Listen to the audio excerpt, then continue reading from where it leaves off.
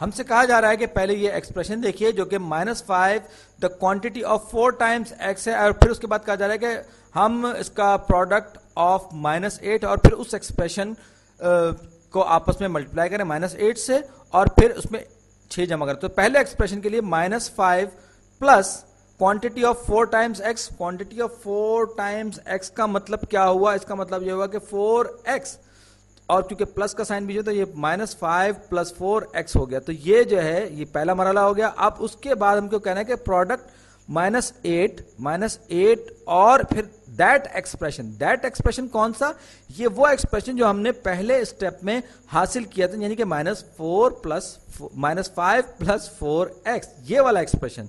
तो 8 को मैं इससे मल्टीप्लाई करूंगा, यानी जरब दूंगा। प्रोडक्ट का मतलब होता है हासिल जरब। तो 8 टाइम्स -5 + 4x।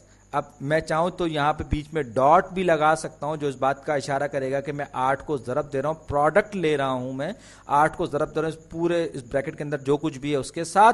और मैं चाहूं तो सिर्फ 8 को ऐसे ही इसके साथ लिख सकता हूं बगैर किसी अलामत के, जो जरब की निशानदेही करेगा। अब देन ऐड 6, इसके बाद क्या करना है, फिर 6 जमा करना है, जो भी आएगा उसके में 6 जमा करना है। ये हो गया इसका जवाब, यानी कि हो जाएगा -8 टाइम्स, अब ये ब्रैकेट के अंदर -4 + x + 6, और ये हमारा जवाब है। देखिए एक और इसी तरह का सवाल।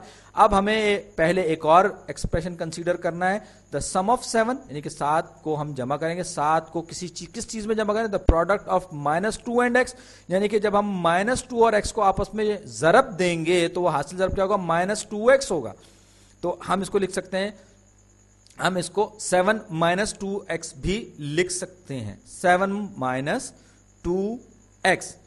अब कह रहे हैं कि वो एक्सप्रेशन क्या होगा जब जिसमें कि हम 4 को जमा करें, 4 को हम जमा करें, ये +4 प्लस का quantity of 2 times that expression, यानी कि ये हम क्वांटिटी, ये मैं बड़े पैरेंथेसिस लगा रहा हूं, ये पहले तो हम लिखेंगे 2 टाइम्स का मतलब 2 से जरब देंगे, 2 टाइम्स दैट एक्सप्रेशन। वो दैट एक्सप्रेशन क्या है, वो है 7 - 2x, दैट एक्सप्रेशन, ये वाला एक्सप्रेशन जो है ये 7 - 2x। ये अब एक और छोटी ब्रैकेट में इसके अंदर लगाऊंगा और उसके अंदर इस पूरे के पूरे एक्सप्रेशन को लिख दूंगा। तो 2 टाइम्स 7 - 2x, और यही मेरा जवाब है।